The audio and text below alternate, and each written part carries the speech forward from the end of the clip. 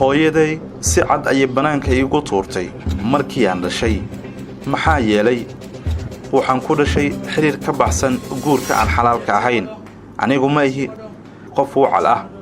Racine Dia waa 33 jir waa heesaha raabka dalka Mauritania hooyadiisi weligeedii laabta ma aysan gelin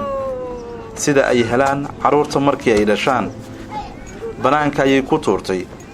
isaga oo oonaya waxaana dadkii qaaday ay geeyeen cisbitaal waxa soo korisay haweeney aan wax caruura dhalin taa oo siisay xanaanadii hooyo looga baahnaa wax waliba ayay iigu siisay noloshaan iyadoo haddii aysan ahaan lahayn ma heli lahayn fursadan aan nolosha ku joogo waxaan ahaan lahaa qof wada joog ah ama dambiile waxa ay siisay jaceylka hooyanimo ay caruurtu ay helaan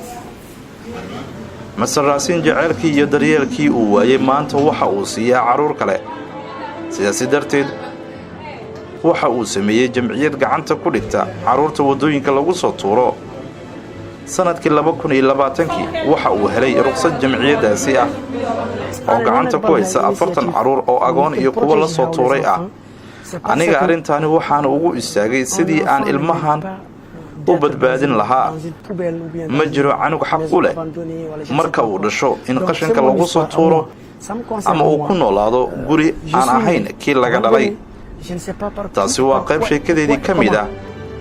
aad ayayna muhiim iigu tahay aniga waan dhashay waana la iga tagay mana garan karo cidda samaysay sababta iyo waxay ku kalifay Racine waxa uu hadda aabe iyo hooyo u yahay tobaneeye caruur oo la soo tuuray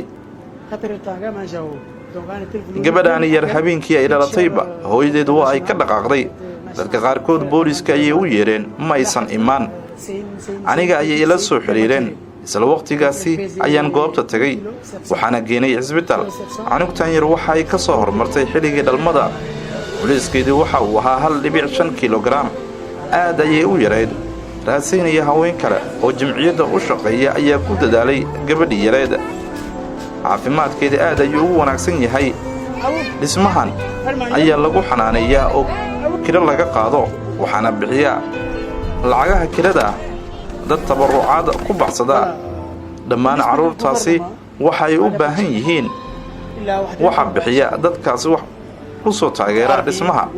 ma helno wax taageero oo nooga timaada xukuumadda kaliya muwaadiniinta qaar aan naqaan kuwaasi oo naga saacida caruurta waxyaabaha loogu talagalay waxa uu Racine heesihiisa raabka u adeegsadaa qisadii uu soo maray dhibaatooyinka iyo caruurta la soo tuuro dhibta ay leedahay dhammaadka maalin waliba waxa uu tagaa hooyadii soo barbaarisay